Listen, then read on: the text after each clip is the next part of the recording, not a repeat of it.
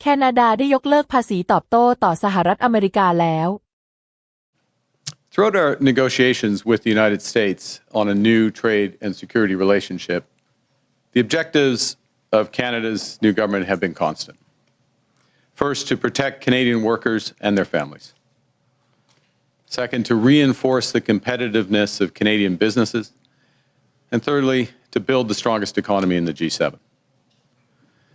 Our negotiations with the United States have been taking place as the U.S.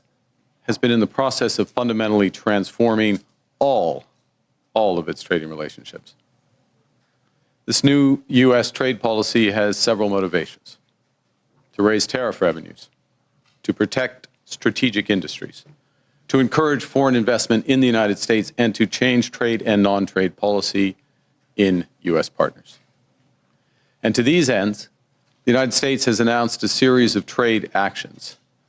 Those began near the start of this year with the so-called IEEPA tariffs against Canada and Mexico based on U.S. concerns about the border and fentanyl trafficking. Those were quickly followed by reciprocal tariffs on every U.S. trade partner and very high sectoral tariffs applied globally on strategic industries, including steel, aluminum, autos, and copper. The United States has also imposed substantial trade actions on the Canadian lumber industry. Now, in recent weeks, the United States has agreed a series of trade deals with a variety of countries. And these deals have several aspects in common.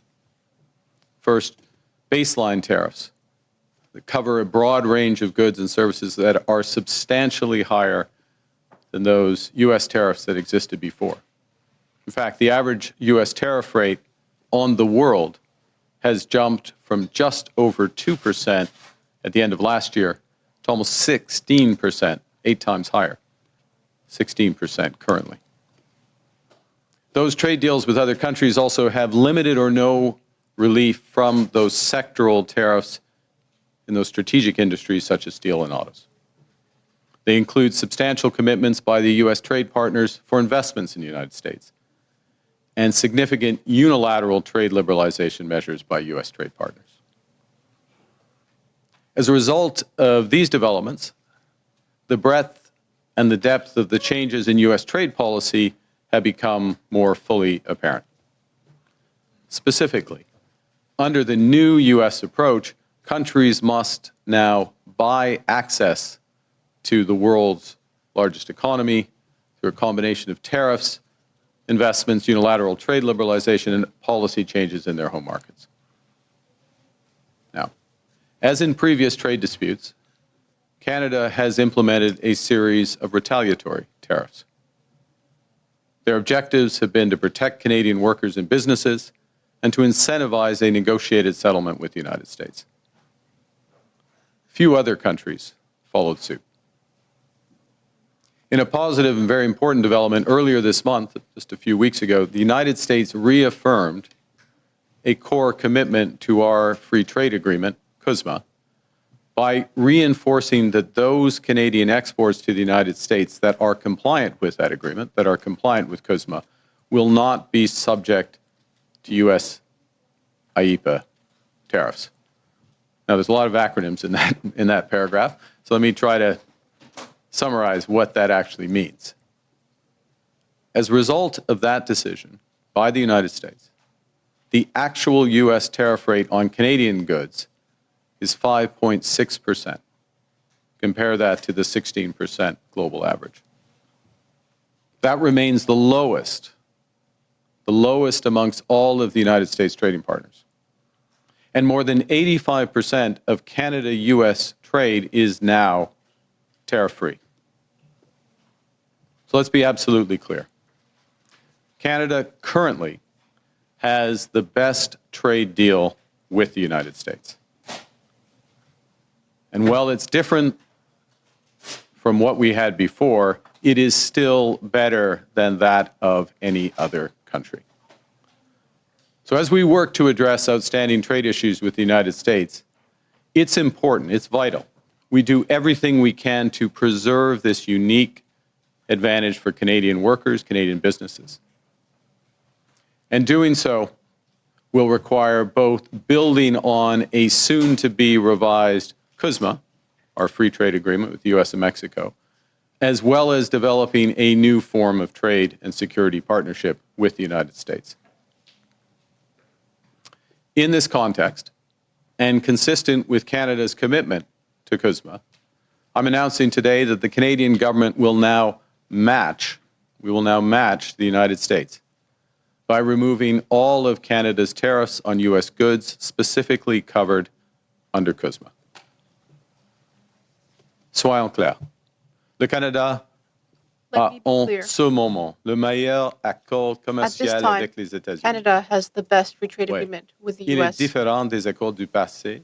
Yes, Il it is est different déjà mieux from past que agreements, ce que les but États-Unis it ont is conclu already avec better tout than autre what the pays. U.S. has with every other country. Nous nous affirmons à régler les enjeux commerciaux We en are suspens ensuring that we avec les will settle États-Unis. outstanding trade Et matters pendant with the ce U.S. temps, il est important de faire During tout that ce que time, nous pouvons pour it is critical that we do everything we l'unique can avantage que to nous avons preserve the pour only les travailleurs advantage that we canadiens have et leurs familles. for Canadian workers and their families.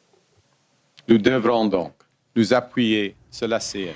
That means we will have to build on COSMA, which will soon be reviewed, and develop a new form of trade and security partnership. Dans ce contexte, In this context, and consistent with Canada's commitment to COSMA, I am announcing today that the Canadian government will now match the United States by removing all of Canada's tariffs on U.S. goods specifically covered under COSMA. This decision will take effect on September 1st, 2025. This decision will take effect, September 1st of this year. So in short, the situation we're in now is that Canada and the United States have reestablished free trade for the vast majority of our goods. Canada will retain our tariffs on steel, aluminum, and autos as we work intensively with the United States to resolve the issues there.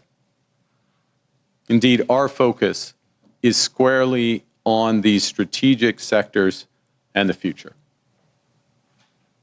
The Canadian government will begin our preparations for the COSMA review process that is due next year by launching new consultations starting next month to assess Canadian priorities in the new global trade environment. And in addition, following my conversation with the President of the United States yesterday, Canada and the United States will intensify our discussions to address current trade challenges in those strategic sectors and to seize major immediate opportunities for us both in trade, investment, and security. There are many such opportunities.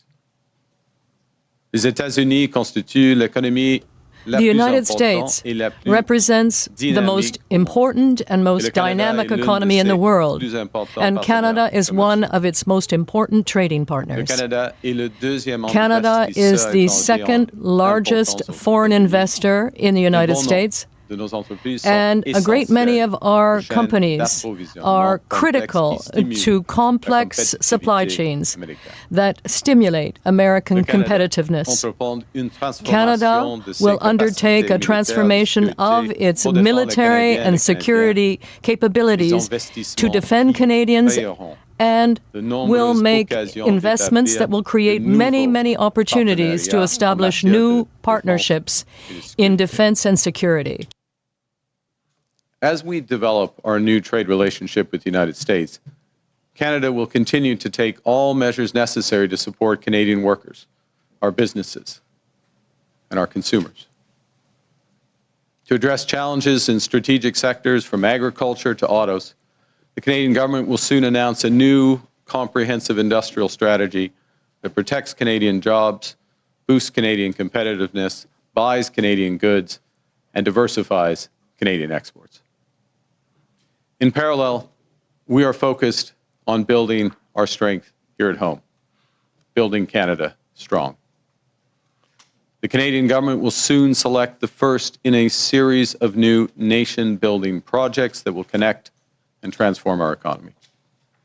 We will catalyze investment and create higher-paying careers through our new defense industrial strategy. We'll transform Canadian strategic sectors that are being severely impacted by U.S. trade. We'll work to double the pace of home building in Canada, and in the process, create a new Canadian housing industry. And we will develop new and stronger partnerships throughout the world.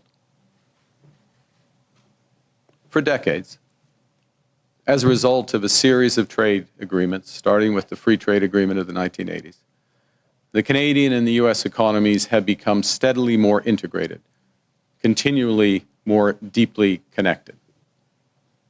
As I've emphasized in recent months, that steady process of integration is now over. And as a result, some of our historic strengths have become vulnerabilities. We can and must adapt to this new reality. That means concentrating on trade, investment, and security partnerships that preserve our sovereignty. And it means striking new trade deals that are robust to different economic circumstances, different governments, because of the mutual benefits to both countries.